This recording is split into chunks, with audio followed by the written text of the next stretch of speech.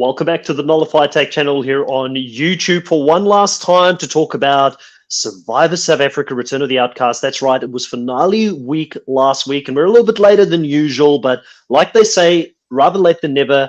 I'm joined once again by Zoe and Richard, my two co-hosts. I'm Chris, your host here on the Nullified Tech channel, and we're going to be talking about the last week.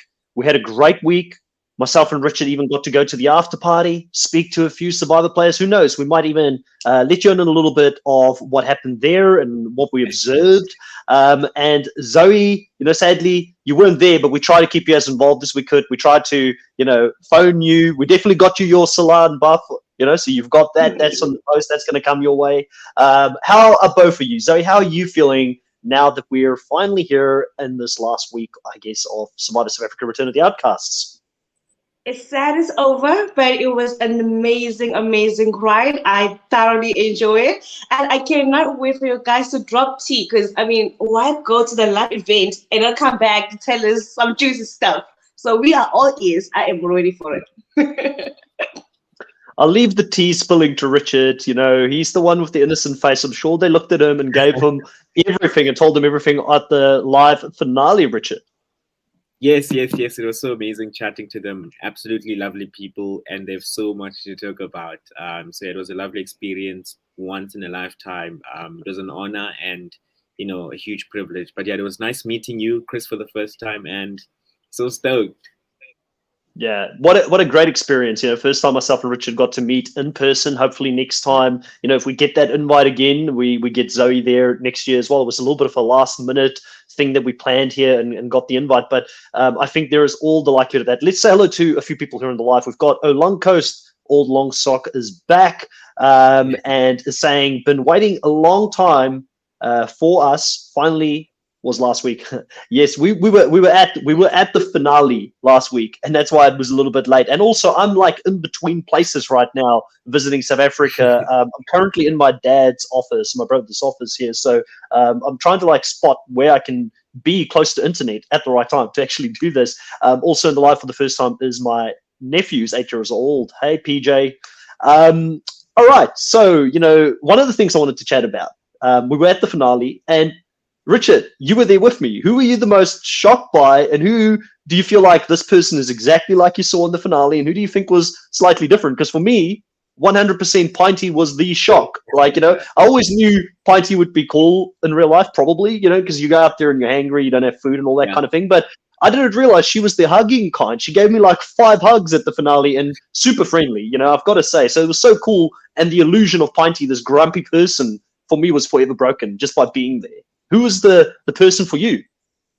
Pinty was awesome to meet. I had actually met her at a previous watch party. She told me that she's a fan of the podcast and was telling me the little moments that happen. I'm like, who watches a 2-hour podcast with, pretty people like us, right? It just did she say she loves Zoe, or did she say she still wants to square off with Zoe at some point? Square off indeed. But yeah, it was awesome. I think Shane is, the person you see on the TV is exactly who he is on Thingy in real life as well. But yeah, like I said, lovely people, Meryl, Marianne, Phil, what a funny guy, So yeah, the list goes on. Such a great guy. Okay, the person I was most surprised with was Dante. I even told him that I thought he'd be this reserved, chilled guy, but he was actually easy to talk to. I'd say he's the best social player of all time. So that was a nice shock. I think Dante is great. I think Dante is great at those, because I had a bit of a chat with him during the night as well. He was great at that one-on-one conversations. Yeah. I think that's where he feels comfortable. But maybe when it's a whole bunch of people around him and there's the cameras on you as well, because you kind of forget that the cameras is something you've got to get used to. And if you don't, normally, if you're not like Zoe and you search for the camera, that can be very uncomfortable, Zoe. Yeah, I'm shocked. I'm just thinking maybe they were all full and well fed. That's why they were super friendly. I don't know. Alcohol as well. There was a lot of alcohol. Yeah. They were not hungry. They were happy. So yeah, envy you guys. I wish I would have met the guys. The pictures look amazing. Everybody looks friendly. So yeah, maybe next time I will get to see them. And if I see Pinty, I will run away. I will run. Also, just letting everybody know if there's any of the Survivor players that ever listen to this at any point, thank you for making myself and Richard feel very welcome there. It's all up from our end. You know that whenever we said something on the podcast, it was never targeted at you as a person outside of the game. It was purely based on your gameplay or how you acted in the game. Now, that doesn't mean that is who you are outside of the game, but in the game, if you were being a little bit of a diva at times, we were calling it out as being a bit of a diva. But we understand that who you are in the game is not necessarily who you're going to be. And they definitely showed nothing but hospitality to us when we were there. I was shocked, Richard, at how many people actually recognized us. I didn't realize that there were going to be other people there that listened to the podcast.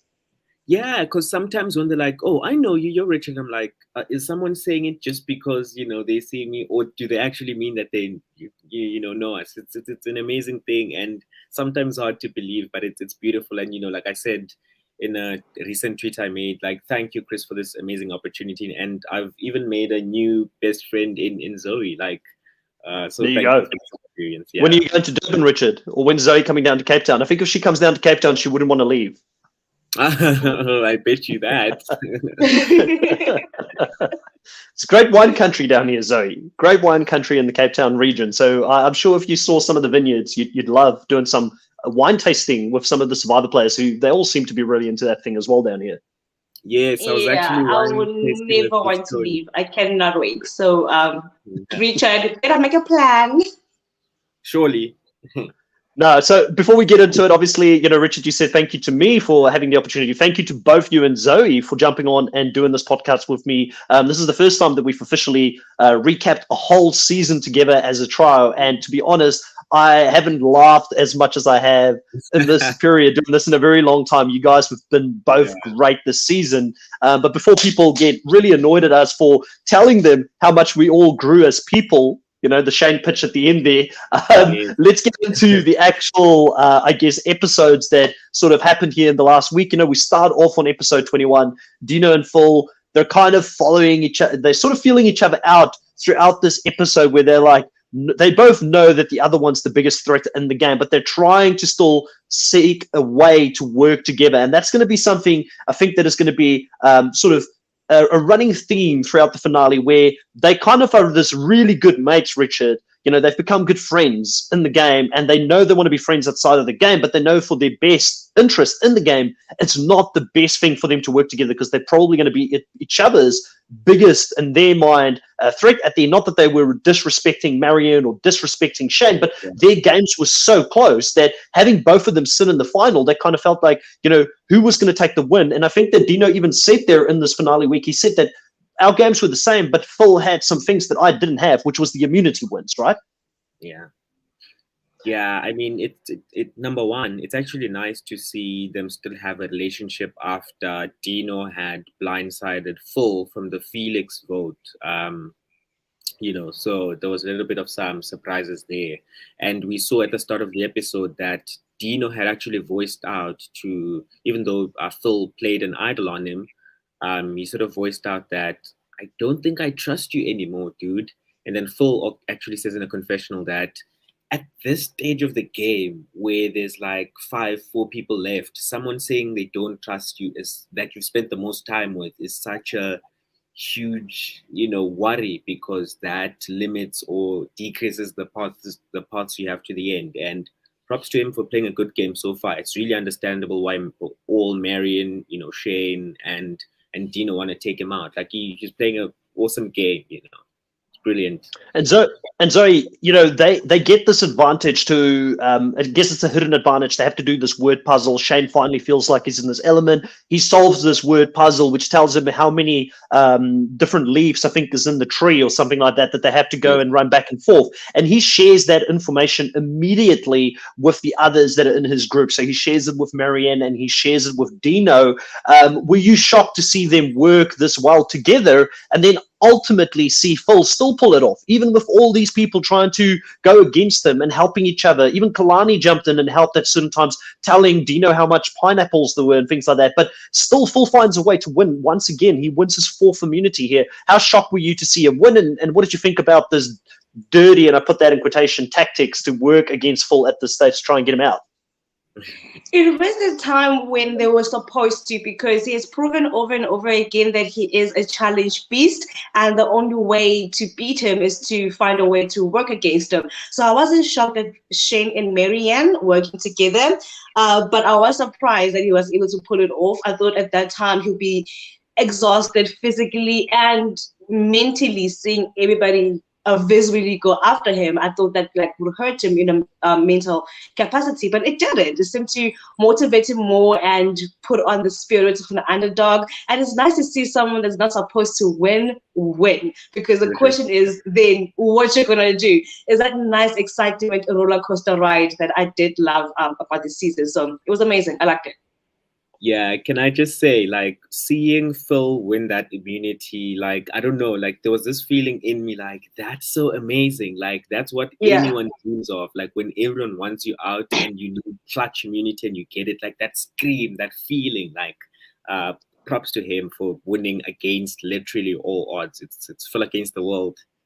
Yeah. And it's funny because I don't think he actually even noticed or knew how much he needed it at that time. But, you know, Phil obviously had a feeling he was winning a lot of immunities, clearly has to have some sort of a target on his back. So he's at that point of the game where you can't throw them. He's got to win them. And he pulls it out, you know, and this is where big match BMT, big match temperament comes into play. And he has it in ounces when it comes to it. The guy with the dad bod, former fireman, person who's kind of retired, who would have thought Phil coming into the season would be the chappies of this season? I, for one, definitely did not think it. So, Phil, you know, Zoe did kind of call it. Zoe, why did you believe in Phil? Tell us before I go into my rest of my spiel that I was going to give there, since you're so confident about this.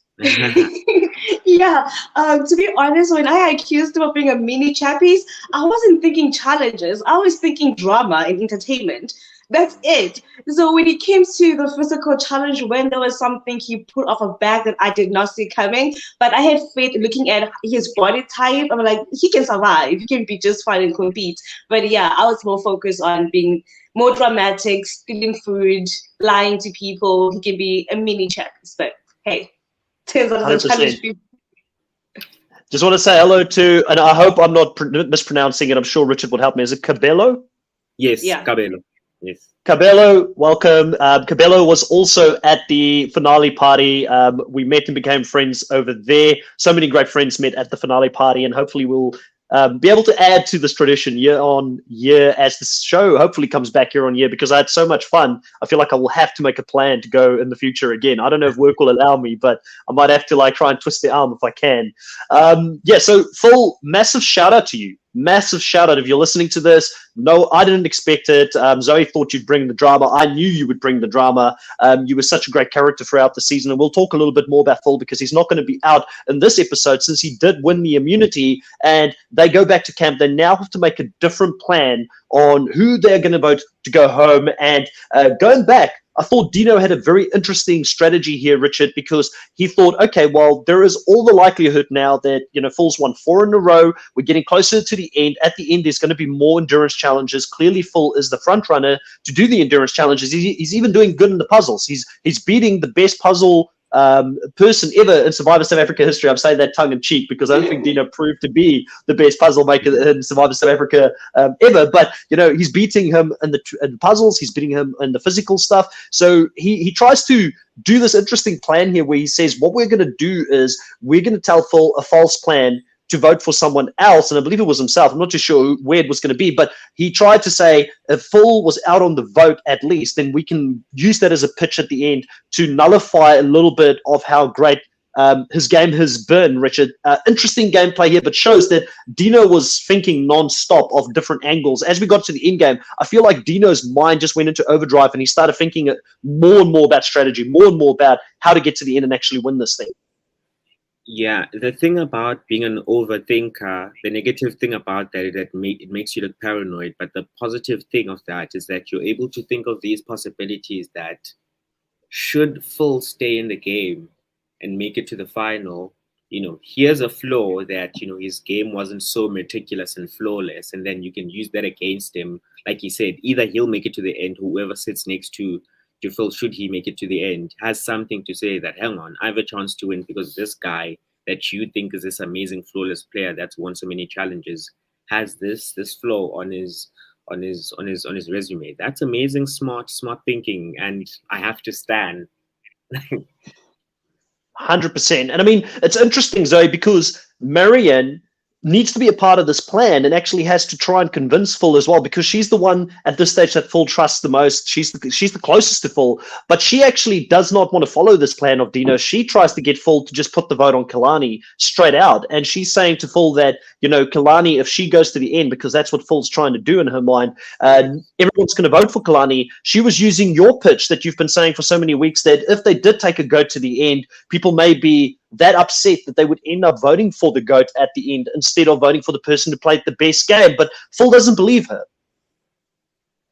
I also don't believe them. I don't think the jury, especially the returning cast, is that better to give an award to a GOAT. Like, I don't think they were ever going to do that. But in a situation like that, you're going to sell whatever you can sell. And if that's a pitch you make it. But realistically speaking, I don't think that was ever going to happen. I just think the final tribunal council night would have been difficult because people will be coming at you for being that much of a coward, but not actually go as far as to not vote for you. But at the same time, I do think that voting out Kilani was just a way to even cut Phil deeper in the game, because he wanted to take her to the end.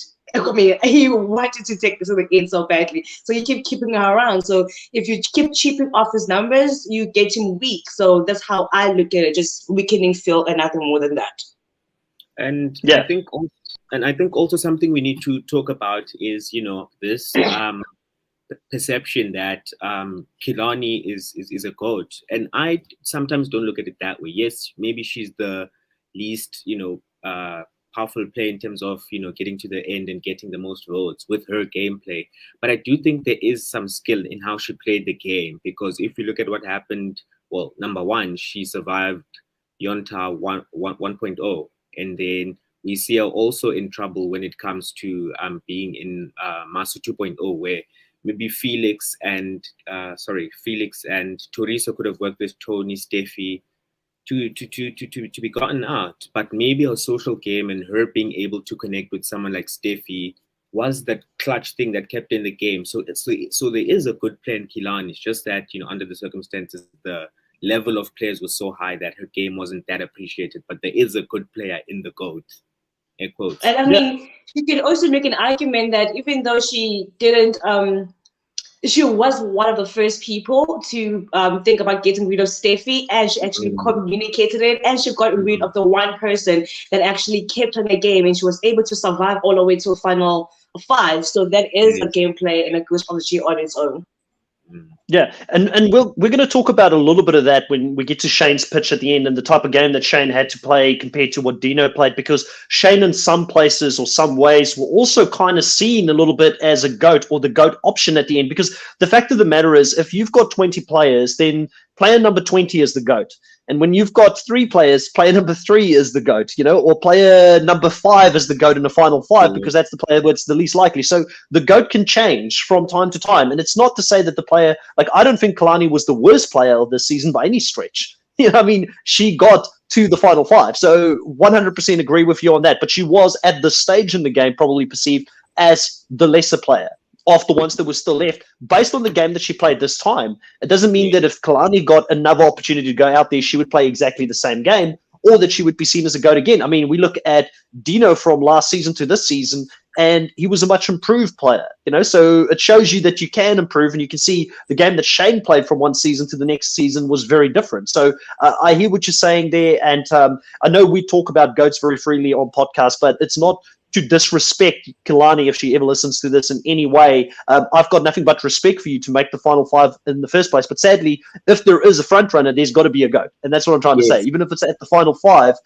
And when we look at this one here, I want to sort of bring this up. Marianne brings up, I think, if we're talking about Marianne's game, she said that she played a very big game, but sometimes it was understated. She made a lot of great smaller moves. This was one of her bigger moves, which I think Dino ultimately maybe got a little bit of that credit when she was voted out. But Dino ends up lying about the fact that he's got to steal a vote. And Marianne is in on that. That was Marianne's plan to stay in with Phil, which I thought, once again, it just shows us the level of thinking that's going here. They've got backup plan on backup plan to go into this tribal council, Richard, to say, hey, my vote was stolen. Marianne mimics Dino's handwriting so that Phil thinks he still has an in, and he bites into this hook, line, and sinker. And I think this was Phil's flaw in the game. I think Phil, great physical player, but I don't think strategically he was quite there compared to like a Marianne or a Dino at this stage in the game. And they were outplaying him in that sense. Yeah, the thing about Survivor is you can only play from what people tell you, right?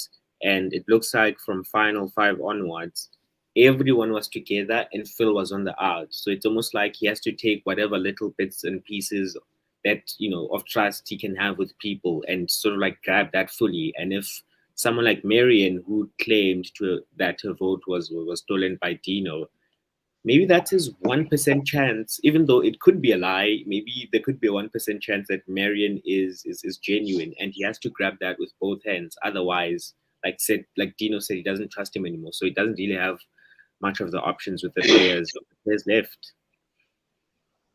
Yeah, well, it ends up, Zoe, Phil goes back after this tribal council. They vote out Kalani. She's out of the game. I did notice that Kalani did end up voting for Dino, even though she said she wouldn't do so. She would vote with him. So it sounds or seems like Phil got to Kalani and turned Kalani against Dino, which props to him for doing that at least. Kalani was still willing to work with Phil at this stage of the game. So he wasn't completely out with everyone. He still had a somewhat of an in with Kalani, and he convinced her to move with him. But he goes back to camp, and he's bitten into this thing, hook, line, and sinker. He now thinks that Shane and Marianne are upset with each other. They'll never work together. And he also thinks that he potentially can talk to Dino here on the beach to try and work with Dino. And it's interesting to see this no BS alliance, because they so badly want to work together, but they know that they can't. It's the no BS alliance, but it's full of BS. Yeah. They were serving a lot of BS in a no BS alliance. And this is like the moment where you do now understand how difficult Survivor is, because as a viewer, you see the whole 360-degree angle of it, but now you're seeing Phil just focus on that 90% knowledge that he has, the little glimpse in the game that he has. And it's so sad because like you want to tell him they're lying to you, but it's an opposite of what you see in Australia, where someone is aware that they believe they might be lied to, but they have no choice but to trust. And then that just reminds you of Australia's Survivor, where the guys are being told plenty of times about Mark having 2 adults, and they're like, nope, we don't believe that. We don't believe that. Even when they played them, they were still in disbelief. It's just that thing that reminds us as fans of how little we truly know about the game. Yeah, 100%. And here we are, yet still podcasting about it and giving our opinion, because it's such a fun show. We all want to be a part of it, and this is how we get to be a part of it, analyzing it and talking about it. One of the things I will say before we move on, and I spoke to you guys about it a little bit beforehand, I'll probably do what did I like about this season, what didn't I like about this season, why I think Survivor South Africa in a lot of different ways are leading the way right now, in my opinion, globally. And I know I'm biased, and I'm a South African, but I think that we're doing in South Africa a lot of things really good when it comes to Survivor, and we are showing the way. Hats off to everybody from Afrikaans that is involved in the production of this, because you guys are top notch. I've been very impressed with you this season, as always. And I know that this is not a kick on you guys. This is more to the channel Mnet. I don't know how the casual viewer felt about having 4 episodes per week. I personally think, as a podcaster, talking about 4 episodes a week in an hour or 2 hours is very, very difficult to do it justice. And I know that the show isn't made for podcasters. We're the minority when it comes to the audience that are out there. We're the critics, and we like to talk about it and so forth. But I will say that seeing this many episodes, I feel like it takes away from that. You've got a whole week to analyze and think what's going to happen next. What's Dino's next move going to be? How's Dino and Phil going to get out of the bottom to going back to the top? So for me personally, even though I don't get to binge it, I really enjoy having one episode a week because it gives me a week to talk to fans about what's going to happen next. Richard, I think, both you and Zoe would agree to a certain degree, but what's your take on that?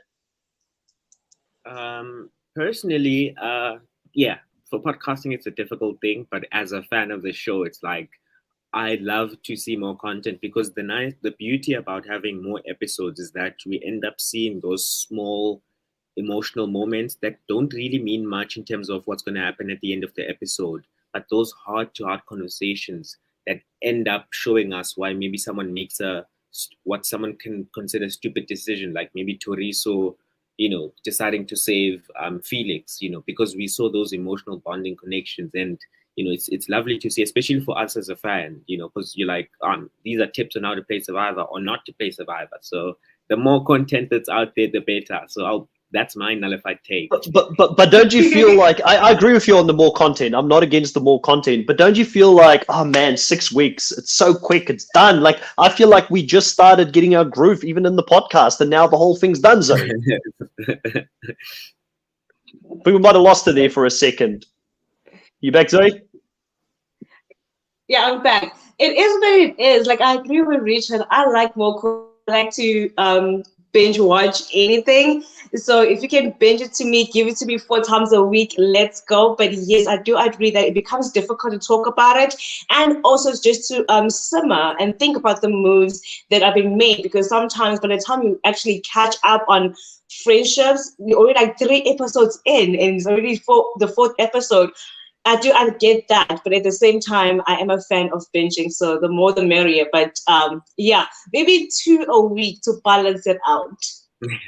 And listen, it's difficult for anybody that listens to this, like from production or from Mnet or any of that, if they ever actually stumble across it. I know that Afrikaans will probably sometimes listen to some of the podcasts, but it's difficult to please everyone. So I would be interested to know, what did the numbers say?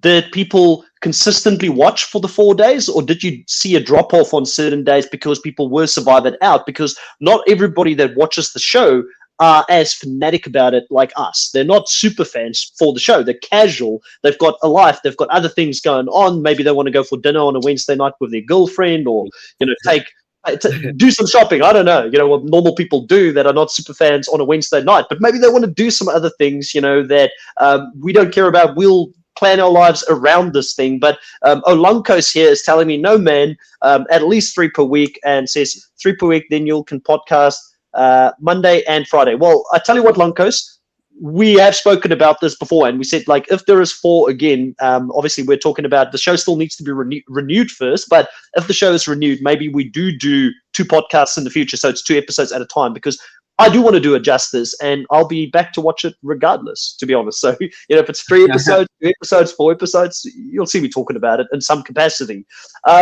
Also, just wanted to sort of say, as we're talking about this episode, I know we sort of veered off a little bit here. Yeah. Dino and Phil, when they have this conversation on the beach, this is where a very key conversation starts to take place. And this is going to be a narrative throughout this week where Dino says that you'd have to be clinically insane to take Marianne to the final. And Phil agrees to this. Both of them agree they can't take Marianne to the final. Now, obviously, we're going to talk about this a little bit more, because this is going to come to a head later on when Phil needs ammunition to try and stay in the game as we go through this, and that'll be a topic of conversation. But first, let's get into the reward challenge. This reward challenge was one where they had to break into 2 pairs. There were rocks. Whoever got the black rock, they got to decide who they were going to be paired up with. Phil gets the black rock. He's got all the luck up until this point in the game, wins all the immunities, gets to choose who he wants. He gets Dino to be in his team as they do this reward challenge, which was this big, I don't know what you call it, like a ball or a toll. What do you call that? As it was rolling down, and they had to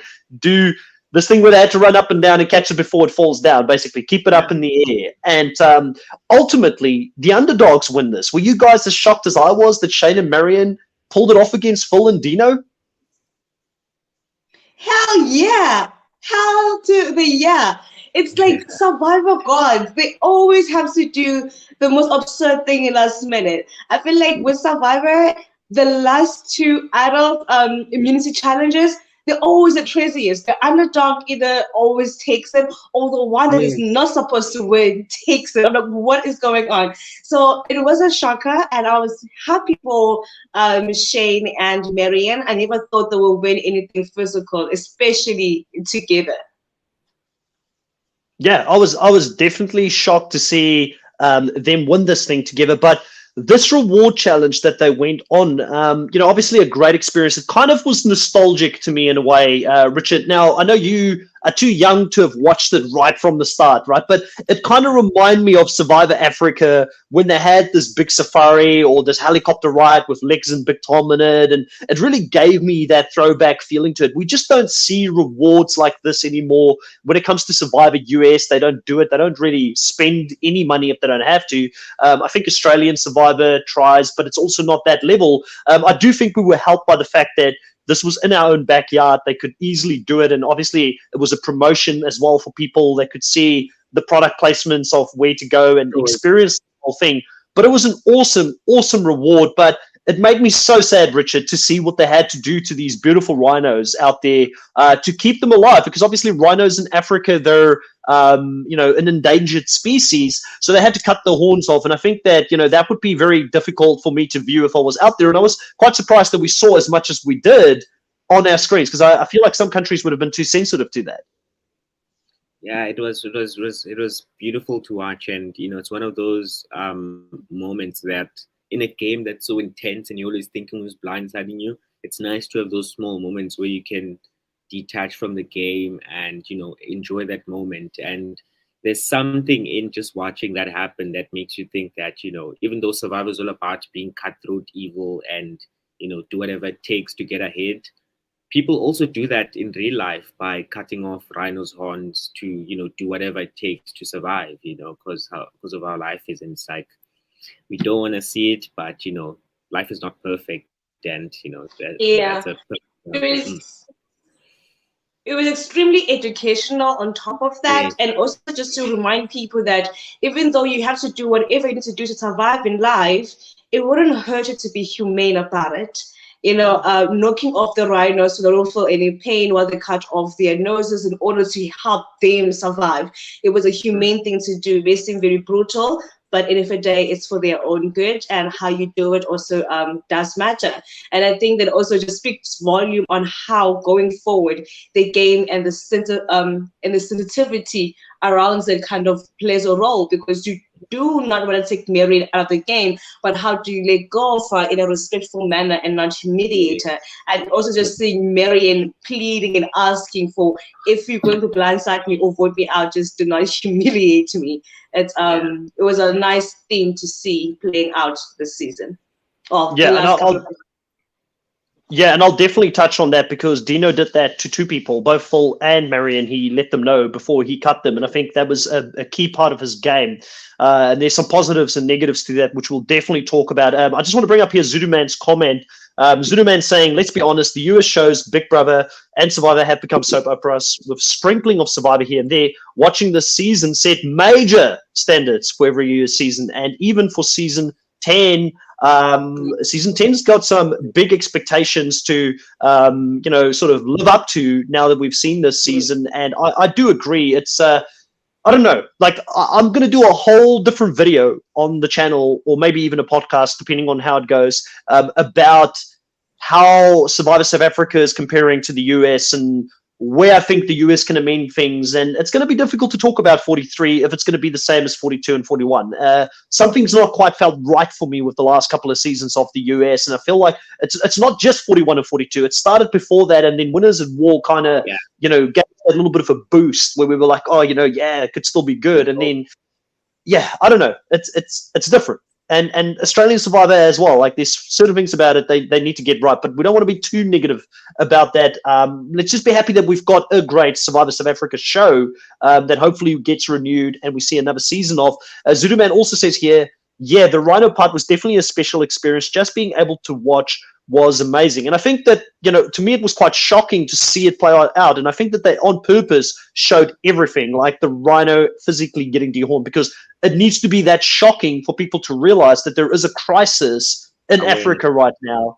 and to raise that awareness, which I think is such an important thing. And it kind of took us out of the game there for a little bit, like you said, and so forth. But what a powerful moment there. Back at camp, Phil and Dino, they spend more time together. They keep talking about the fact that they cannot sit next to Marion.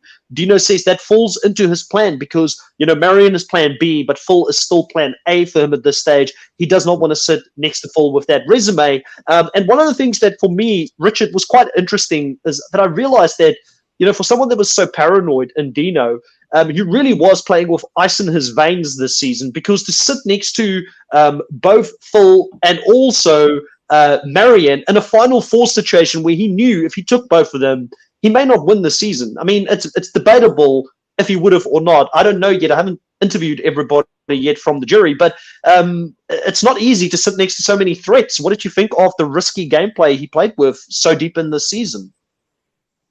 Yeah, it was. I think he was the one that was clinically insane to keep those many threats in the game at the pointy end of the game. But if anyone could do it, it's him, because he's a super fan. He's quite strategic, and we can see how his social game stopped him from getting voted out. And it's shocking how it went.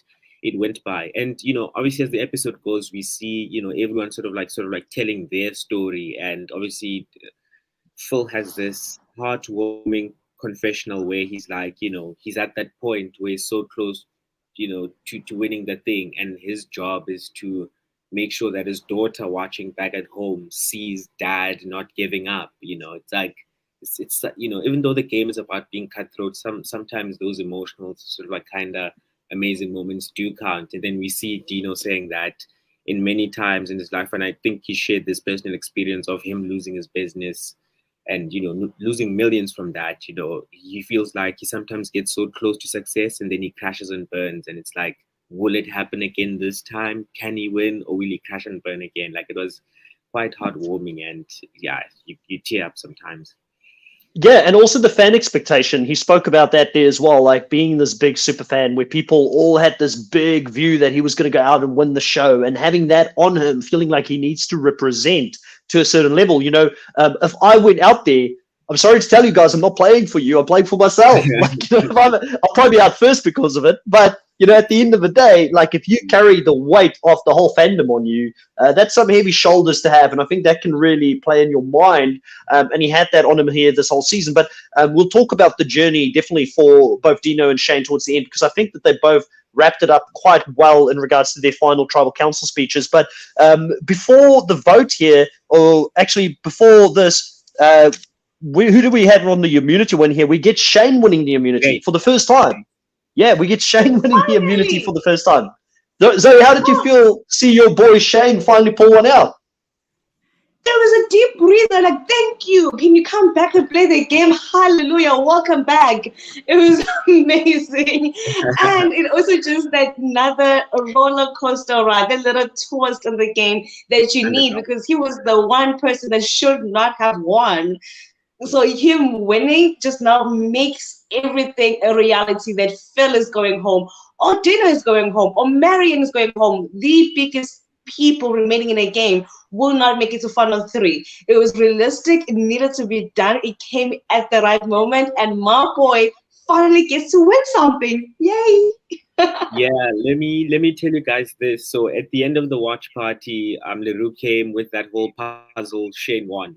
There was 5-10 of us, and none of us could solve it. Like, we had 2 hours, 3 hours, we couldn't solve it. Apparently it took Shane around 2 hours to solve it. I thought I'd be good at puzzles. I'm sure Dino did, but he didn't win that challenge. Mad props to Pops Shane for winning it.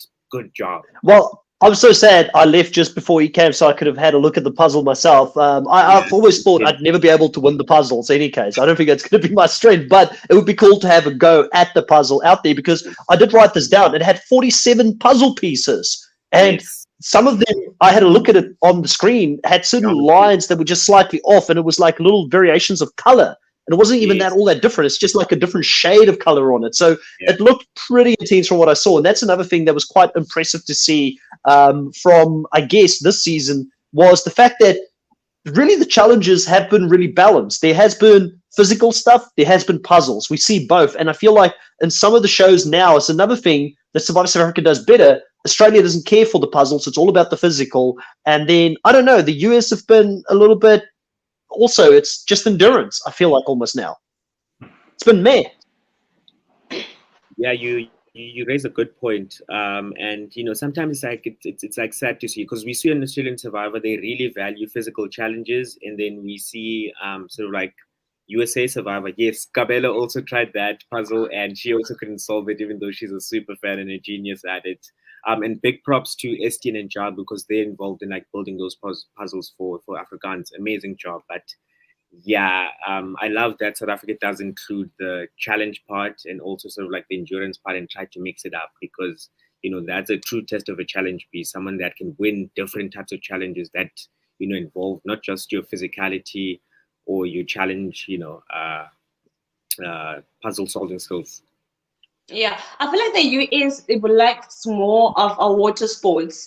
They are really big fans of being in the ocean and swimming in an ocean. Most of their challenges involve water or the ocean. That's a good point. That's a really good point. They do have more, and obviously being in an island location, it makes it safer. We did this in the Sunshine Coast where there's, I believe, very choppy sort of waves. It's very strong currents there, so it's not safe to do those challenges out on in the ocean. And when you look at Australian Survivor, they also weren't close to the ocean in their last 2 seasons, but that might change as we start looking at this post, pandemic type of era that we're moving in now. Maybe we can see more and more people actually go back to the island locations, and we'll see that. Olunkos here is asking, on Jenny Fair Play's podcast, he seemed quite open to play in a season of Survivor SA. In a theme fans are asking for, Worlds Collide or War of the Worlds. Please weigh in on this. Who do you want to see? Now, Lunkos, if you haven't seen this podcast, myself and Shannon Gus, we spoke about this for almost 2 hours. We went on about who we'd like to see in a season such as that, but we probably will have to update it at some point, because now this was before Return of the Outcasts, so maybe some of the Survivor South African Return of the Outcasts will go in there. I fought really hard for Steffi, and Shannon didn't want her in at that time. Not yet, but I feel like Shannon would change that now after the season, because Steffi has officially become the person who has played Survivor South Africa for the most days, I believe, at 66 days. I did write a note down for us at the beginning. 62 days. She's played 62 days. Shane has played 61 days, and Marion has played 57. Dino rounding out the top 4 at 55, but Steffi has played the most Survivor South Africa. So I feel like if there was ever that type of season for Survivor South Africa, my nomination would be Steffi. Who would you nominate, Richard and Zoe, to go and represent South Africa in such a season? Yeah, we obviously know Zoe's choice. Yes. It's all about the eyes. All about the eyes. Easy. Who? Let me think. I think Verna did a good job in his season. I think he's one of the most highly regarded players. And I'll also pull out a maybe long forgotten winner in Graham. So I think he'd do well. Oh yes, lovely guy. He was there, and such a nice guy. I spoke a few words with him as well. He had no idea who I was. Wasn't surprised, but he was a very nice guy actually as well to talk to. So all good calls. I think that we do see here Lanko saying he did watch it and to please do an update. So yes, we probably will do that. And Chappies 100% is still a shoe, and in my mind, Chappies is still Survivor South Africa, but Dino maybe will be rivaling him for that pretty soon, just because Dino lives and breathes Survivor South Africa. I think that as a brand ambassador, he's going to be massive moving forward. Zuduman approves of Steffi as well. And then Cabello is saying Rob easily. So there's 2 of you agreeing on that one. Lankos is saying maybe Nicole from season 7. I can see that. And I think Nicole from season 7 was in our original list. Karan's name is also being brought up, and I can see that. I mean, Karan's another solid choice. I think Survivor South Africa has got a lot of solid choices to go there, but I think that this is a different podcast for us to talk about in the future, and maybe that's a bit of off-season content to talk about that, because I do think we can revisit the team that myself and Shannon put together and see if there is modifications we can make to that now that this season has finished. But overall, interesting thing happens here. Dino tells Phil that he is actually the plan. He's the one that's going to go home. He's not BSing. There's no BS between them at this point. But because of this, Dino actually makes his road to the end a lot harder for himself. So I'm very interested to know Zoe, is honesty always the best policy in Survivor? Because Phil came for his throat after this at both the tribal council and in camp. No, it's not. When you are playing the game, I don't think so. But for Zoe's pleasure, of course, it's amazing. Tell the truth. Let it get into trouble so I can watch the drama. So yeah, go ahead, Jenna. It was I don't think I didn't like that Phil did that. It just seemed very malicious and a little bit dirty. It was like a dirty play. And I felt so bad for him because it's that so close. I feel like it made Dino's journey a little bit difficult, but it also sealed his fate. Because if you can search on that information for so long and only share it with Marianne in the last minute, you're not doing it because you care for her at that point. You're doing it to get her pissed off, to keep you in a game and play mind games with her. It wasn't a good look on Phil. It wasn't a good play on Phil. But hey, it's Survivor. You gotta do what you have to do, and it means getting dirty. Go ahead and get dirty. Yeah, I think I'm gonna be saying the opposite of Zoe's sentiment. In my experience, in terms of playing online reality games and watching them, it's almost like when idols are now out of the game, your best choice is being honest, because someone is gonna ask you at Final Tribal Council, "You lied to me. That's okay." But was that line necessary? Because there's no idle play of you telling me that, I'm going to be getting voted out. So I think it is a good thing. And maybe Dina's experience of playing online reality games came in hand here. But then we saw Phil actually use that as a weapon. And I look like a kind person, but I would have done exactly what Phil would have done. Lie, cheat, and steal, babes. I agree. And for me, I think that... I agree with you here, Richard, and it's no surprise that, you've got to use what is to your disposal in the game. And sadly, I understand how outside this looks very bad. I think that by Phil, after he got voted out, being a good sport about it and saying, even running back to the voting booth after he votes for Phil, running back to say, "Hey, Dino, I still love you, brother," type of thing, and showing that funny side to him again. That, yes, he is still the person he was, but this was purely game. And I can see how a lot of people would hate the fact that Marianne's skin condition was used as a gaming mechanic here. But I think that Marianne would be the first person, because she didn't want to be a victim on the show. She wouldn't want people to make her out to be a victim because of the fact that he used this against her. She would have been very aware that potentially her having this condition in Survivor, it will be used at some point. And I think that it was used a lot more than what we saw on the TV. I think that what we saw on the TV was a mild version of what happened out there. I'm sure a lot of people talked about it. I'm sure a lot of gameplay revolved around it. And the last thing she would have wanted to hear at that point was that, if Dino doesn't want to sit next to her, because she was going to get a pity vote at the end. So I think that Phil did everything right to try and pin this. Remember, it is lie, cheat, and steal. Now, yes, this is about a skin condition, but Marianne, she knew this coming in, that this was a possibility. I would say, why put yourself in this situation if you don't want that to happen? Because I feel like no matter how many times you play it out, it might have been even worse in some other countries. That's what I'm trying to say. Because I feel like people will still try to play with humanity. Even though we're cutthroat, we still try to play with humanity this season. Yeah, you have a good point. I mean, I had a chat with Marianne after, and she was saying that she noticed that when Tony used the skin condition, she got a lot of flack. But in the later parts of the game, when Phil used the skin condition as a weapon, people seemed okay and chilled about it. And she was talking about how sometimes being a female player, your tears are looked at also as a bad thing. But when a dude or a male cries, they're like, "Oh, that's so cute." So vulnerable, yeah. Yeah, it's like when females do certain things, they're like, "Ah, I hate it." But when dudes do the same thing, they're like, "Yeah, I love that. I'm going to vote for that person." It's like disparity, No, I understand her point of view. However, I do disagree over there a little bit, because I feel like with Tony, when Tony brought it up, she was saying it to vote her out of the game, because she won't be able to survive because of her skin condition. She's weak. And what Phil was saying to her was that people think you might get a pity vote, and that's different. You're not voting you out, we're just worried. And it's something that I also mentioned before this even happened, that I am scared that when she gets to the end, how will she wins it? How will she talk about it? How will she address it? Because you don't want to use it as a weapon for a pity party or pity vote, but at the same time, it's who you are. How do you not address it? So I was interested to see how she balances it out, and that element of people saying we feel sorry for you, or somebody insinuating that, was always going to be a talking point in somebody's argument some way. It's just becoming aware of it and letting her know that, hey, there has been this type of conversation, which I felt like it was unnecessary. I feel like at that point we all knew those conversations were happening anyway, so why tell her?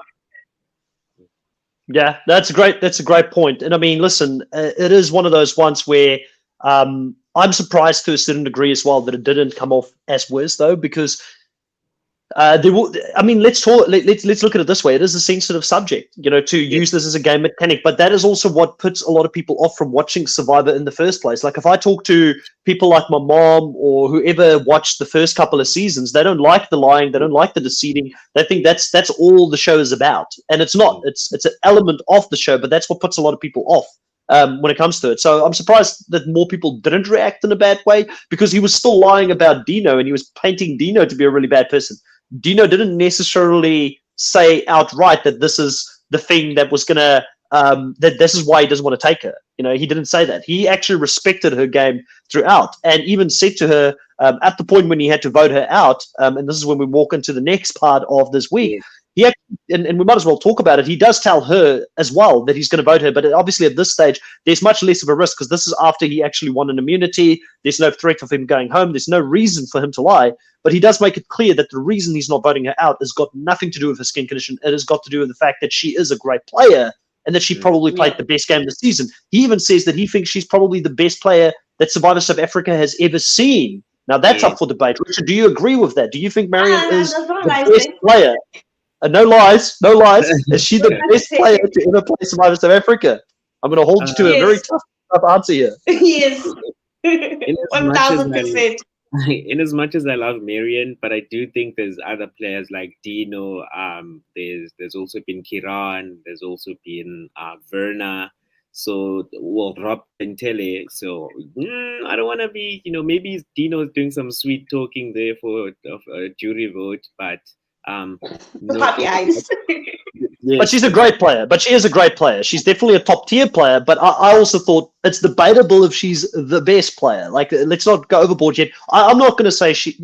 At first thought, if I'm thinking about this, Zoe, I'm also thinking to myself, you've got Rob Bentele, definitely. I mean, the guy won, and still up until this point, won in the most dominant fashion. So you can't take that away from Rob Bentele, in my mind. Then you've got Werner, who was a mastermind godfather of his season, and then you've got Kiran from last season, who was great, and you've got Chappies as well. Maybe not the biggest strategist, but man oh man, is he a great wrecking ball. So there's a couple of players there, I'm sure, but then definitely the way Marion played this season, we have to give her respect. You got to say she potentially is somewhere in the top 5 or the top 10 of all time. I don't know if she's number 1 yet, and maybe that's another podcast that we should do off season and talk about who is the top players that we think should be out there. But I did think that he was stretching it a little bit, because at this point I don't know. It's too early to say if she's the best.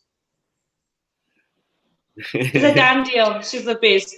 Olankos is saying maybe she's the top woman, and that's a good, because all of the people that we spoke about were men just now, and that's something I've noticed with Survivor South Africa, is that they produce very strong male players, and a lot of the times the females haven't stood out as much. And I don't know if that's editing or how things are happening. I would still make a case for Steffi being up there.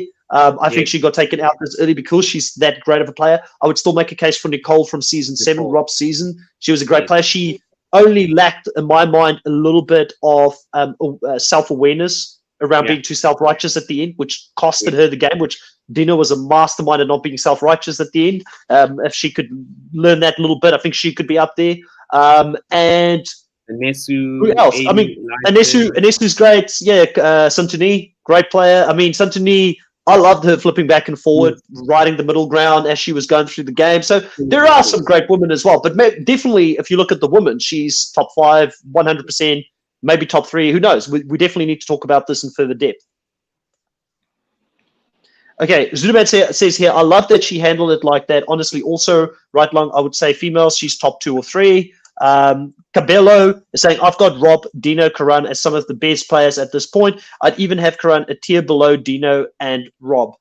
Yeah, I mean, and that's going to be interesting. That's going to be an interesting one to debate and talk about towards the end. Cabello here is saying that Nicole lacked empathy a little bit, but she's so cutthroat, exactly what the game needs. And I think she was very, very cutthroat, to be honest. But all right, so we get into this final immunity challenge, and they do something here that I love about Australian Survivor. They bring in the family to watch the final immunity challenge. So the family comes in, they get to talk to the family while they're hanging on this board that every couple of minutes they keep cranking it up and the angle gets worse, plus they get water in their face. It becomes really slippery. But Zoe, can you imagine being up there in front of people you care about and having to perform while they're there looking at you and you're so close to 2 million rand? The anxiety of it all. I felt so anxious for them. I'm thinking, if you feel like this, you are failing in front of your loved ones. But if you win in front of your loved ones. It was such a high pressure situation. I felt so sorry for them. And the water element, I felt like, are they like trying to drown these people, water bomb these people on TV? Like, what the hell? This should be illegal. What the hell, Nico? No. Then look, I felt really bad for them. Like, no, I would have done that. Completely off topic. We just needed Nico to laugh like TJ Levin from the challenge while they're getting this water in their face. It would have made it so much better. I was going to say that. Yeah. You're having fun watching them drown. No. Evil mastermind. But Richard, it was quite surprising because Dino actually wins an endurance challenge and he didn't think he was going to ever win an endurance challenge. I was so shocked. I mean, obviously this challenge would best suit someone that has a small stature but has like a lot of muscles. Maybe Marion. I thought Marion would have won it, but I also had a conversation with her when she explained that when she did that mud challenge, some of the mud actually stuck on her skin, and it was obviously had to be ripped off, and she had sores on her back. So when she was doing that whole challenge, it's almost like when she was going up, she was scraping those wounds on her back, and it was just bleeding, and it was just tough. And also, I'm not sure if you guys noticed, she also had to put zinc on her skin to sort of like protect her. But then the moisture from it and the water also made it slippery. Like, it was so hard for her to win. So I'm glad she lasted as long as as she did. And then Shane also, for an old guy, he really did amazing in that challenge. But yeah, and not just an old guy, a big guy. Like, I mean, when I met Shane at the party, I was like, "Hello, uncle." Like, he was tall. He was a tall piece of timber. I didn't realize Shane was that big of a guy, So him being out there hanging on that thing must have been really, really painful as well. So hats off to him. Like you said, he was 20 years older than most people, and he put up one hell of a fight throughout the season, And I badly want to talk about Shane's game, and we're going to get to that towards the end here. But at this specific community challenge, after Dino wins, he gets to talk to his fiancée, who's lovely, by the way. I got to speak to her a few times there and ask her, what is it? Because I never get to interview the partner of a player. So I was like, what does it feel like to be on the other side of all this craziness? And she's like, this is her worst nightmare. She does not normally like all the attention and all that kind of stuff, but she's obviously there to support Dino. She had some lovely words. Clearly she was the person, his rock, that stood by him while he went through some dark times in his life. She never left him. And even Nico asked her, did you think Dino was going to be here at the end? And she said yes. She without doubting for a second. She was the confidence he didn't have for him to come back. And she's like, I knew he could make it to the end. I knew he could finish what he started. And then she also, he at the end, they talk together, and Dino sort of finds again that strength within that conversation to say, hey, I promised Marianne something here. It's probably going to look really bad on national/international TV, but I'm going to have to go back on this. And she's like, I've got you no matter what. Don't worry. Do what you need to do. So, Richard, what was it like to see this moment between them? It was just so beautiful to watch, because obviously Dino is quite a strategic player. He knows the right thing to do is to get rid of Marion, but it's almost like he was considering and not doing it. And so many players have lost the game for making that one mistake at the end that literally cost them everything. And thank God, well, that's the importance of having a family visit, especially at that as such an important part of the game. And thank God Kirsten told Dino to make the all-important decision, because I feel like had he went with Marion to the end, it would have been quite maybe the best quality final two after Rob and Nicole, but it would have made his journey much more difficult. So yeah, 1000%. And it's also beautiful to get the final visit at that stage, because it was so important for him to make that move at that time and have someone like Tristan to remind him on why he came to play the game. It's not just about sitting in the final two and putting on a show for the fans. You're not playing for the fans, you're playing for yourself. It was that moment where I felt like Dino was no longer Dino, the paranoid, the fan guy that we all love, but Dino, here I am, and I'm here to win and take this money home back to my family. This is a Dino move and not a fandom move. It was a smart move. No doubt about it. It was the smartest move you could make. However, I was rooting for Shane to win, simply because I wanted to see who he was going to choose. Just put on, throw another blender, another problem, another twist, just one time. Let Shane be the one to choose between taking Marianne or Dino. Who do you guys think Shane would have went with? Well, I know who he would have taken, just by having had a conversation with the guy. He said, no, Dino. He was taking Dino. He was taking Dino. He built that separate relationship. Yeah, he was taking Dino. You guys both seem so shocked. He knew going up against Marion he wouldn't win at the end. No, he knew he wasn't going to win against Marion at the end. Another blindside. It would have been another blindside. It would have been one for the ages. Yeah.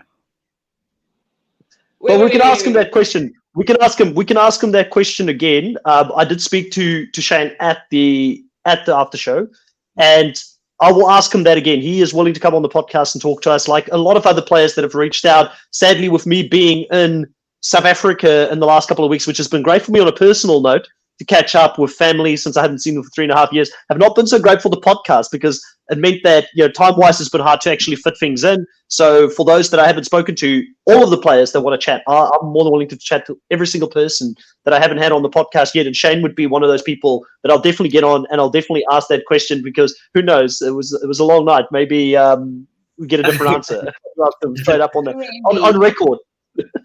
Yeah, but So you go ahead, Richard. Yeah, I was saying, a lot of people would love to chat, like Stacey Lee from season 6. Even Nico is interested to tell us insights about the game. So hopefully we get him on. Yeah, Nico is a definite. We got to get him on. We got to talk to Nico. So and all of them. Stacey Lee, definitely happy to chat to her. It's been such a great experience talking to these players and you get their insights and thoughts about the show. And obviously, like I've always said, when you get players on the show, it just enhances our knowledge as well, because they've actually been out there, they've experienced it. We see a snippet of what these players are going through. So one of the other things that makes me sad to do the 4 episodes per week, normally last year I had a player every single week on the podcast with us recapping. But because of it being 4 episodes that we do in one, it's so hard to fit everything in. If you've got a player in as well, it's hard to keep track and actually stay on course. So logistically for the podcast, it's difficult. So if we do something different, if they stick to the 4 next year, maybe we get to do some more players, because I know there's a few players from previous seasons that would have loved to have recapped this season with us as well. So maybe that is something for next season, and we'll see how things plan out. But we'll be better prepared for 4 episodes. LaRue and Mnet blindsided us this time with the 4 episodes per week. I wasn't expecting it. So even the podcast has got a little bit of a blindside before the season actually started. But it was interesting at Tribal Council, just pre-Tribal Council here. You get everybody talking, and Shane says that he's not going to scramble this late in the game, because you haven't done the work up until this point you're not going to get to the final. So again, it was two very different approaches here by Marianne being the more aggressive one, trying to get into the final here. But I think she knew that the writing was on the wall as soon as Dino said that he had to choose his number one alliance member in life and that he couldn't prioritize Marianne over Kirsten. Yeah. There's a moment where I didn't like Shane. That moment, I was like, Shane, come on, do something. Yes, you can see the writings on the wall. You're almost there. It's fine.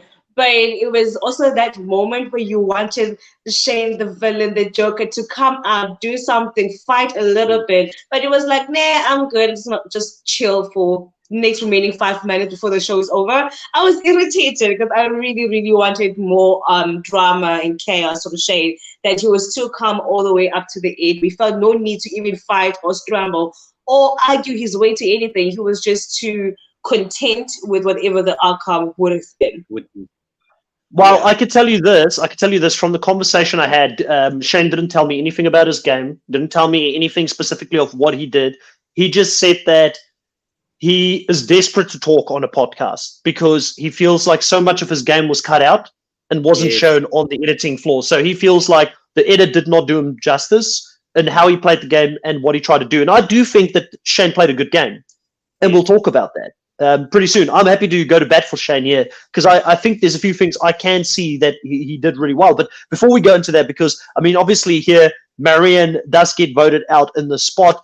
Shane and Dino is going to be the final two, an unexpected final two. You know, coming into the season, I even told Shane, I know you don't want to hear this. I know you're because I felt so bad seeing him sit there on his own while everybody's celebrating with Dino in front of him, you know, at the finale party, which is there's always going to be a winner and loser. But, you know, I said to him, to be honest with you, myself and Richard and other people, we'd love to even just be there, like to have had this experience. But obviously, like Georgette Sparks has said, I'd like to know what happened to Shane in his life, turned upside down somewhere. I saw that on Facebook. Someone started a GoFundMe for him. So the GoFundMe is his daughter who's doing that.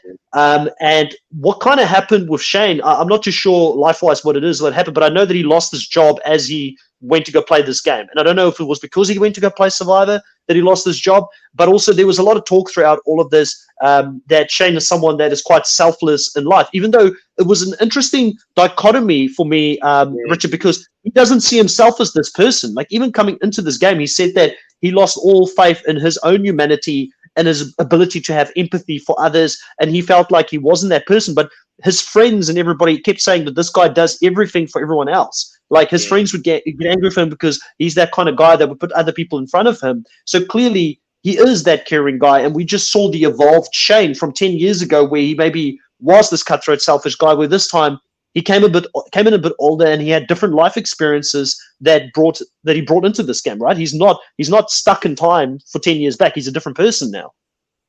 Yeah, I guess that's the advantage of being asked to play again, but after a long time, not just after 1 year, like most of the people that played in season 8. So, you know, I think a lot of people, you know, watching, you know, well, when they saw the cast reveal, they're like, oh, Shane is going to be a villain. And one of the things he said in his preseason interview was that, yeah, I'm just going to come in as a dad. I'm going to be loving to anyone. And he was like, psych, I'm going to be cutting throats and this and that. But then when he played with the people, he actually connected with them. And like he said, he found a part of him in everyone. And that, you know, gave him faith in humanity. And it was nice to see a different side to him. And we've seen so many different sides to so many different players this season. And that's the beauty of it, you know, the game. It's still shocking. I feel like somebody had to pinch me and wake me up because I cannot believe the Shane I got. Yeah. I was just waiting for the biggest villain, my little Joker, to come out. I even said, oh, my Joker has a heart. I didn't see it. I'm like, oh, I love it and I hate it at the same time. I can't decide. I'm going to continue on with this conversation about Shane, but just quickly want to read this one here from Olankos. Please interview Steffi. Dino said that there was something that made her vote for Shane, and it's up to her to tell the public if she wants to. I have spoken to Steffi. She is willing to come on the podcast, so she's one of the people I've actually had some words with. So I'm sure we can make that happen at some point, and if it hasn't been asked, I will be sure to ask her. I normally like asking people why they voted in a certain direction. And obviously, she was one of two people who did end up voting for Shane, the other person being Kalani, I believe. Those were the two people that voted for Shane in the end. And I'm glad he got some votes because my thoughts on Shane's game this season coming in, right? And this is why I said to him, and I kind of forgot where I was going with this before sort of handing over to you guys, but I said to him, like, coming into this, I did my preseason thing on all the players coming into this, and I gave Shane next to a 0 chance of making the merge, right? Yeah. I just thought the guy was going to be too old. He's not going to be able to hold it up in the challenges. I thought that people would see him this massive target coming in this game because he played such a cutthroat, strategic villain game, and he, in my mind, was so much more dangerous than Marianne when it comes to threat level coming into this game. So I thought clearly they're going to clip him before they clip her and to take away one of her tentacles in the game. But he still found a way, after being out of that first vote, to fit in with people that were 20 years younger than him, people who didn't speak their lingo. And that is something that I think that people do sort of not always appreciate. You've got to really respect these older people that play the game, that can fit in with the younger crowd, that can go that long and be a chameleon. And I think that him being a bit older, he didn't feel like he had the social capital this time to necessarily make all of the moves himself. So he had to work in the shadows more, like he said. He had to play a passive game. One of the problems I have with Survivor players, and one thing that we as fans can really take from Shane's game, in my mind, is that, you know, you've got to play to the situation. If you're going to go out there, Richard, and you're thinking, I'm going to be this nice uncle in front of them, but then I'm going to slit throats, and then you go out there and the game doesn't allow for you to do it, but you still do it, guess what? Okay.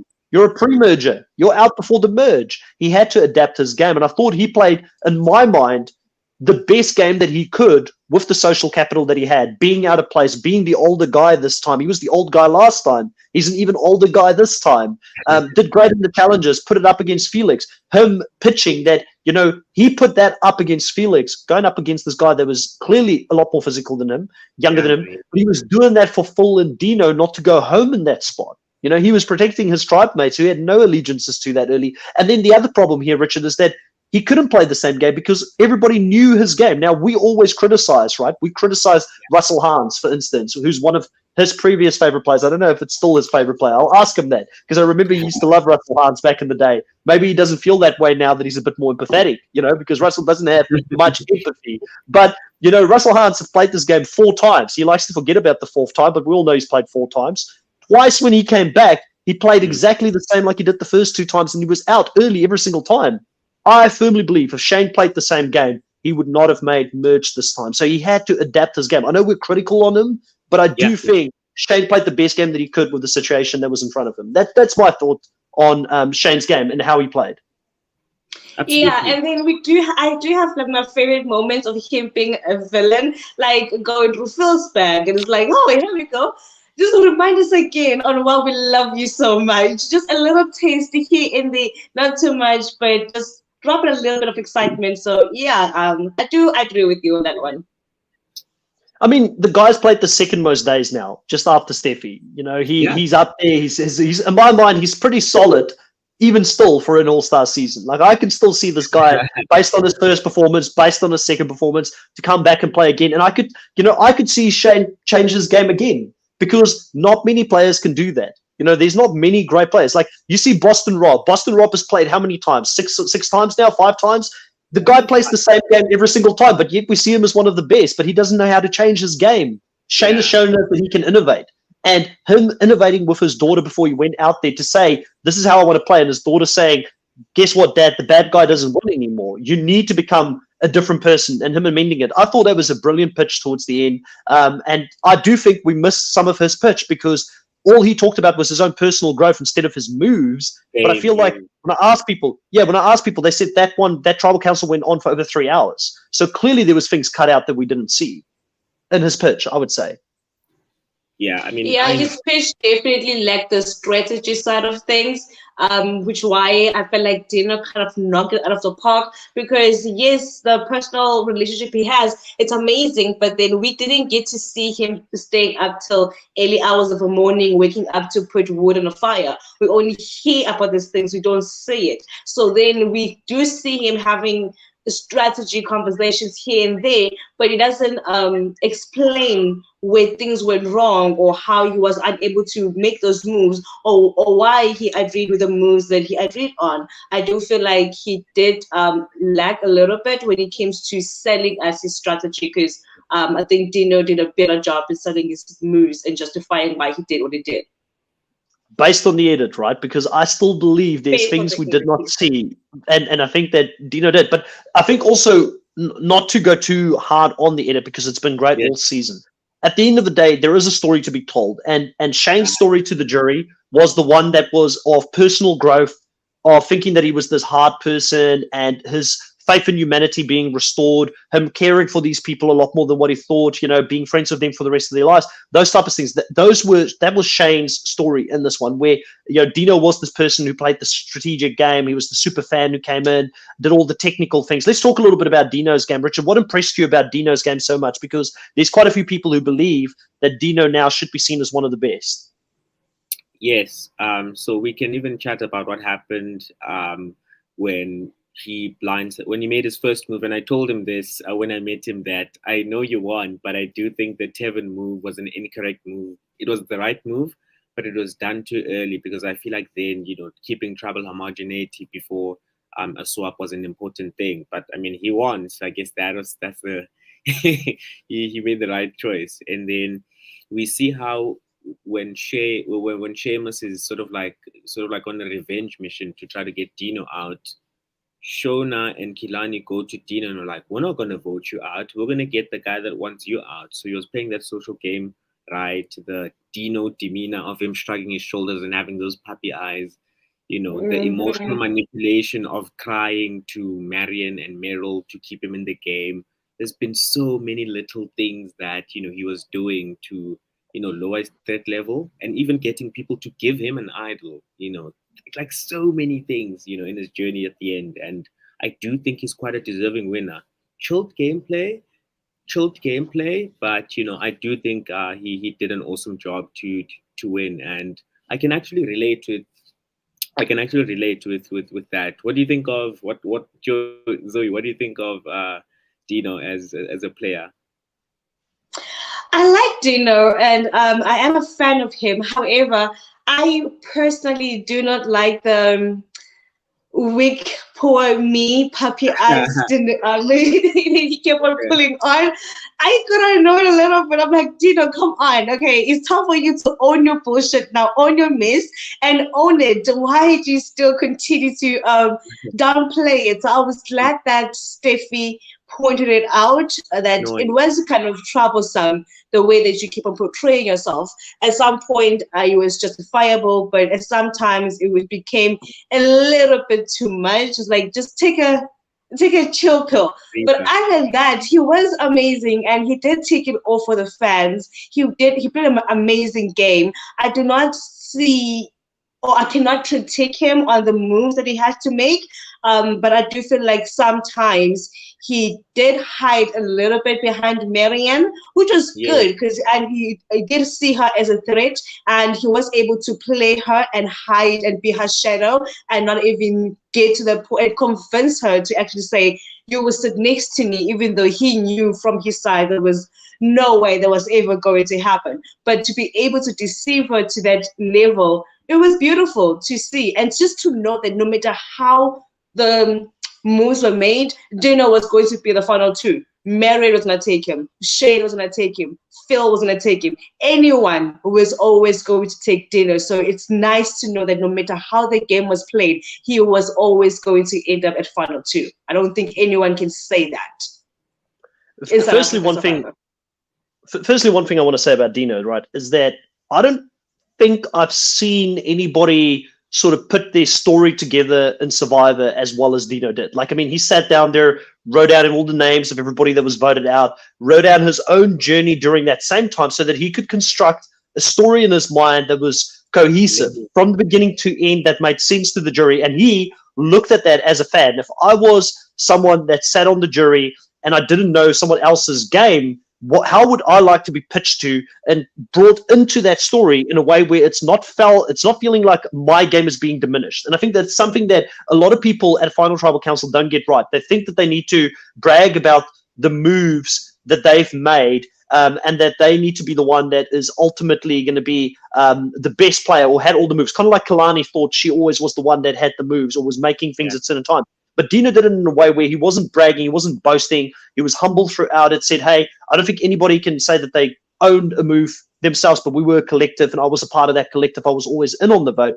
I really appreciated that from Dino. I appreciated the fact that he knew how he was going to be perceived as the paranoid guy. He played into that. His Dino demeanor, being this meek guy, was things that he took, no doubt. If we spoke to him, he would tell us he took that from Tony Blackhorse, because Tony Blackhorse was walking the beach trying to be smaller, trying to always be not this threatening guy. Like, I'm sure the guy took notes and some of these things that great players before him did, because he's that big of a fan that he probably got ideas from that. But I will say one thing. I don't agree that he wasn't always the target.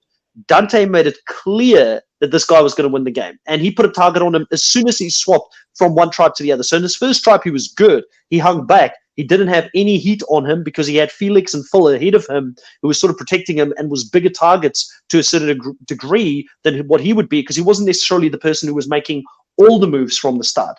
But then when he got into the second tribe, suddenly Dante told him, "You've overstayed your welcome. You're out of the game." And he had to find a way to worm in between Dante and Marion, to me, which is still crazy, because Dante is someone that Marion's in love with. She said so openly. If she was ever on a tribe with him, he would be the work husband. Maybe he did not do himself any justice by being a little bit too abrasive sometimes and trying to get his point across. But still, he found that way. He found that way to warm himself into the hearts of Meryl and both Marion, to take him in, to get to the merge. And then when he got to the merge, as soon as he got rid of Dante, he got rid of his biggest opposition. And I think, even for me at times, I've looked at Dino's game, and he plays so much with emotion and playing on people's emotion and pretending to be this meek person and really getting the hard vote. And that's how he is in life as well. He's a really good and empathetic person. And I think that empathy resonated well with people like Marion and Meryl. That's why he gravitated towards them. But he found a way in to get to the end. And that's that secret sauce that Dante talked about. What is it? Because Dante didn't even know. Until the end, Dante was like, "You're good, but I don't know why you're good." And I've looked at Dino at some points like that. I'm like, "You're a good player. You clearly get your way to the end. You're clearly good strategically. But why are you so good?" Because in my mind, Dino, I love Dino. He's a great winner. He's going to be a great ambassador. I think that he's the best person to win this season, because believe me, this guy is going to keep promoting the Survivor South African brand for many years to come if it's on like no one else. But I still find it hard to look at him and say, is Dino the best winner? I don't know if he's the best winner, but is he the best person to win for Survivor South Africa? 120%. Rob Bentelli is not going to put in this effort that Dino is going to put in moving forward to build this brand. I can promise you that. And I love Rob as well, but Rob's, I don't think Rob's that level of a fan. He's a fan, but he's not that level of a fan. Like Dino, I've never seen anybody engage with as many people as him. So therefore, I'm happy for Dino, because it truly is a win for the fans. For us, yeah. Absolutely, it's amazing to see. And his DMs he has 100.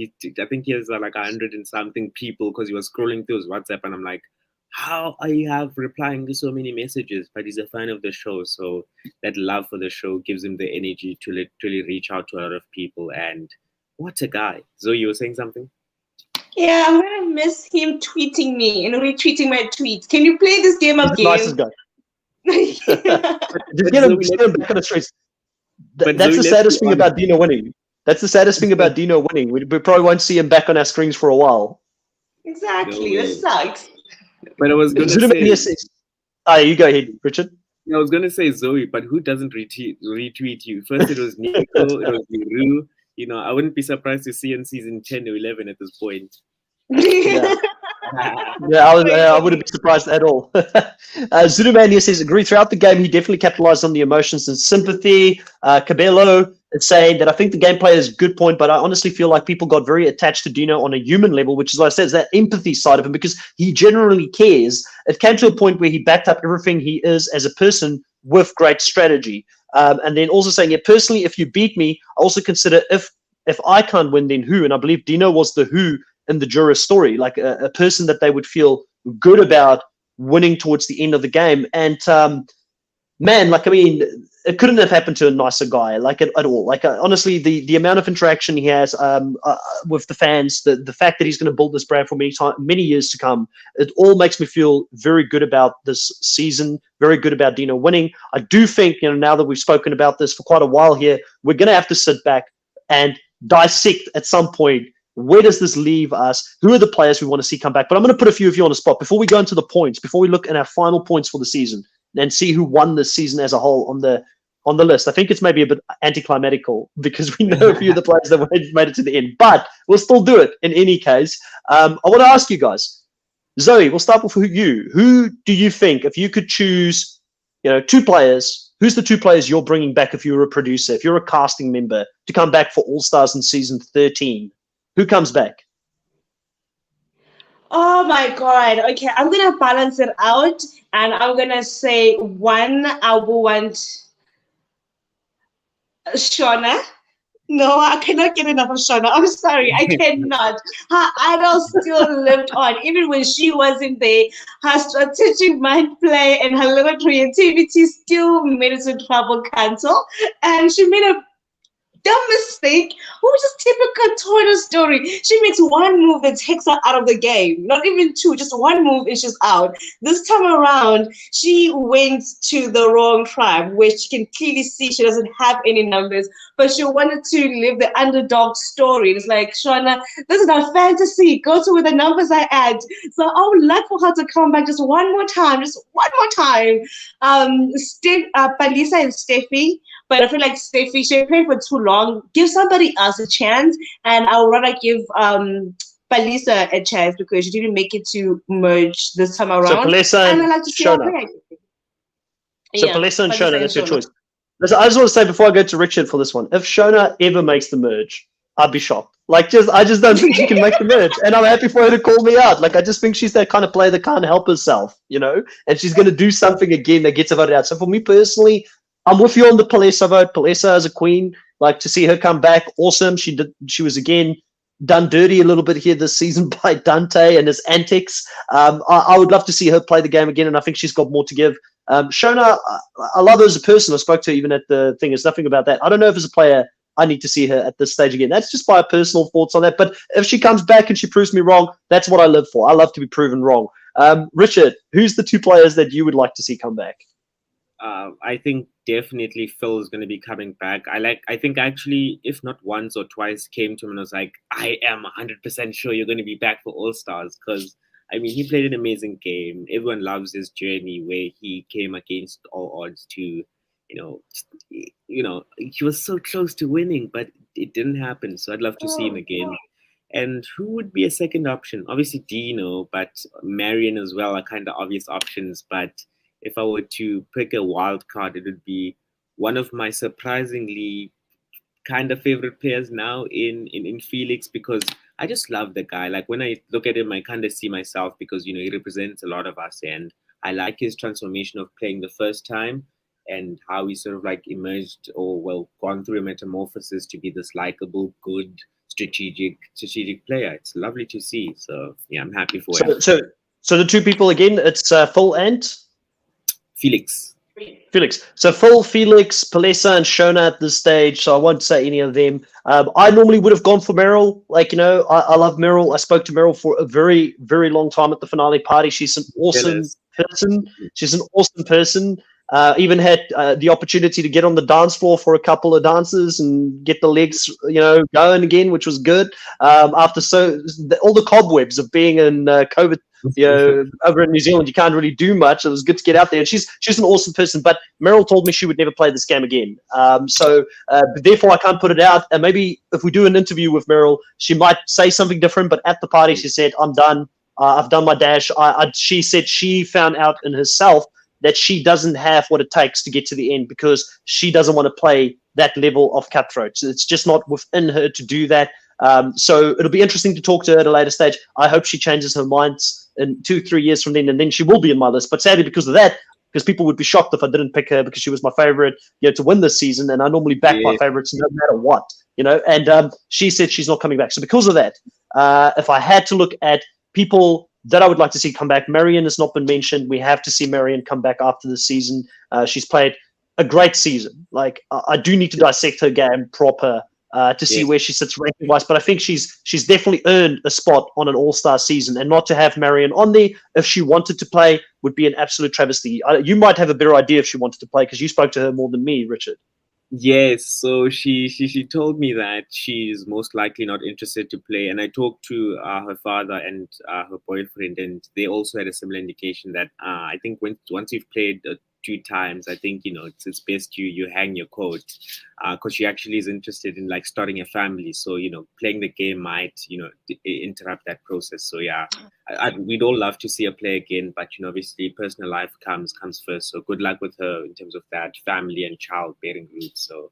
Well, I tell you what, Marion's niece will play one day. She told me this, little daughter. I don't know how old she is. She was very cute, very cute. She had a buff, already when she got there, and apparently Dino gave it to her. So I was like, okay, what's Auntie Marion giving you now? So I might, of course, have told you, Marion, apologies, didn't do it on purpose, because clearly, Dino is playing a little bit in these, playing that emotional card again, getting the buff to the little niece. But she said to me she'd love to play. So maybe if Marion doesn't come back, we get to see her niece play the game sometime in the future. But who knows? I mean, hopefully Survivor South Africa is still on for 10 years, and Marion can come back when she's done the whole family thing and she's got a couple of, daughters or sons and started a family life, and maybe we see a different Marion, dare I say, maybe also like a more emotional, like Shane, empathetic Marion. I don't know if we can ever see that, because I think as soon as Marion gets on the island, it's gloves off. She plays a cutthroat game, and I do love that about her. So yeah, Marion's my number one. I'll still keep it because she didn't tell me she wouldn't play. So I'll ask her, and if she says that, then maybe it's different. And then I feel like we've taken quite a few. Dante, dare I say Dante? Because if Dante comes back and plays again, I think the first person he targets, people are just going to be like, we need to vote them out. Vote him out. He's out there and he's like, this person is winning you. I'm telling you, I've seen it twice. I don't think people will not, even if he does it in such an abrasive manner, how do you have the guts not to follow through on the hit that Dante is putting out there after being right twice? He's a messiah. He truly is a messiah. I loved it. And his story, the way that it was told, back to back, not back to back, but in debate 2 seasons, and each one of them, he told everybody who the winner was. Nobody believed him, and just watch the truth unveiled. It's crazy. How can he be so right all the time? It's ridiculous. It is crazy. Well, let's get into the final points. I sadly don't have the tier list here ready on my computer, but I'll talk you through who we had left in our teams coming into this finale week. We had for Team Zoe, Shane, Philip left in that team, and we had for Team Chris, Dino and Marion, and then for Team Richard had Kalani coming into the final week. So because of that, there has been a bit of movement here on the point side of things. Let me have a quick look. So overall, let's talk about the overall sort of things that stood out for the season. Obviously, winner gets 50 points. That was Dino. Shane ended up getting 25 points as a runner-up. But then we also had some extra bonus points for certain special categories throughout the season. So most confessionals went to Dino at the end of the season. Dino ended up on 107 confessionals by the end of the season, which was more than anybody else. Second was Phil on 102 and Marion on 100. So Dino cleaned up shop there with 25 bonus points. Most individual immunity wins obviously went to Phil with 4 individual immunities, one short of tying the record for most individual immunities in the season, but definitely a challenge beast this season, like everybody kept calling him. Then also for most advantages found this season, we had Dino again in the top bracket there for most advantages found. So 25 points to him. I believe he found 3 in total. And then least votes casted against them.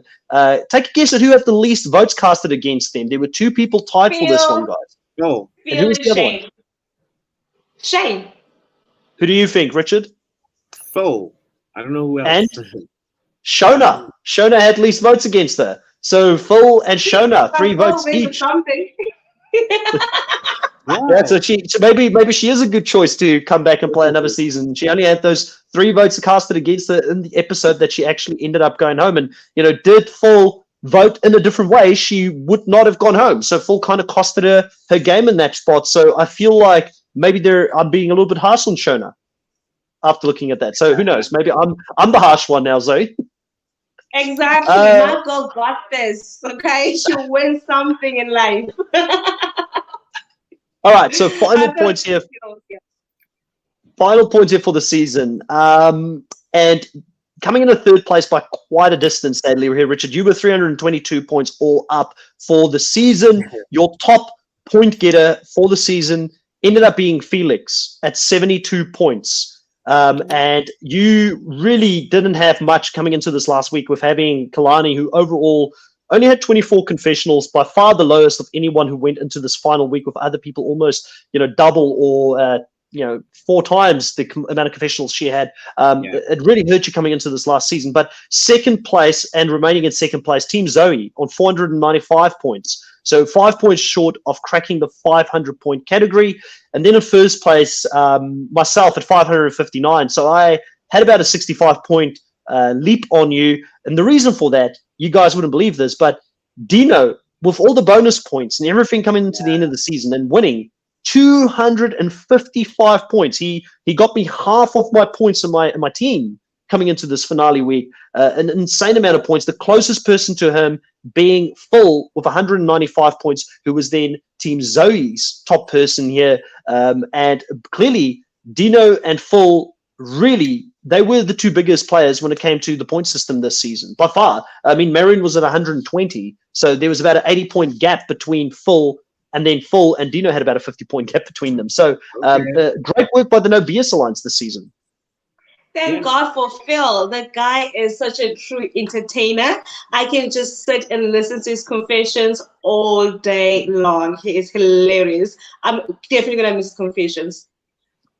Yeah. Olanko's here saying, does anyone know the name of Dante's podcast? I think it's called Dante de Villiers or something like that. I'm not too sure, but he's got one that he does that's not Survivor related, and he talks about life and stuff like that in general. And then, like Cabello said, unsure, but I think he podcasts with Jark. There is a second one that Jark and him did on Instagram about Survivor last season. I don't think Jark did it on his own this season, called something Killed the Rover or something like that. I don't know. You'll have to go check out.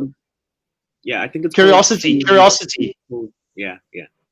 Curiosity Killed the Rover is the Survivor one. So go check that out. But if you do go to Dante's Instagram, I do think he's got a link to all of his different socials and things that he does. And he also did say to me he would be open to doing the challenge.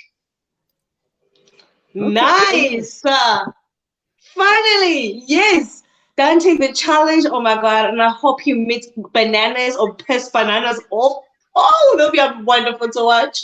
I could see that. Dante would be funny as hell on the challenge to see him mixing with the Americans.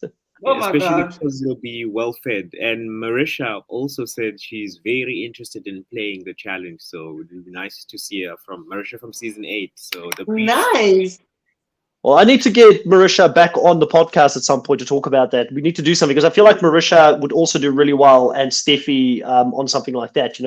Those would be the players. I know Rob wants to do it. Maybe we get some Survivor South African players on the challenge in the future. Chappies wants to do it. All the challenge beasts. I want to do it. Yeah. You want to do the challenge, Zoe? Let's go. It's a challenge. Who wouldn't want to do the challenge? I get to party. Get the point. And jump a plane. Come on, that's all I want to see. Party and jump up a plane. Let's go. Love it. Guys, it saddens me to say this, but we've gotten through the finale week podcast here. We've spoken about all the big things that happened in this week. I've had so much fun podcasting with both of you. I'm sure we will be back in the near future, not before I get back to New Zealand, because I definitely want to be back in my place, set up properly to do something. But we will be in talks about what will we do next, because I've been enjoying this trial, and I hope that everybody that has listened to us throughout this season has enjoyed this trial talking about Survivor South Africa. If you did like this video, please let us know. That's how we know you enjoy seeing the three of us together podcasting. Please consider subscribing to the channel. And also, please check out the Hangout room. It's in Zoe's name here on YouTube. She also does some content for reality TV. The subscription would be much appreciated. It does help get her channel recognized. Similar to this channel, the more people who subscribe to us, the more chance we have for our channel to get recognized in the YouTube algorithms, and it helps us grow and do what we love doing, which is talking about this season. Everybody in the live stream here tonight, thank you so much for hanging around and chatting with us. And this is to Lankos, Cabello, Zuduman, my little nephew PJ, who was in here earlier, and Georgette Parks. Thank you so much. I hope I didn't miss anybody. Really appreciate you guys chatting to us throughout. All right, catch you guys next time. Thanks for watching. Bye.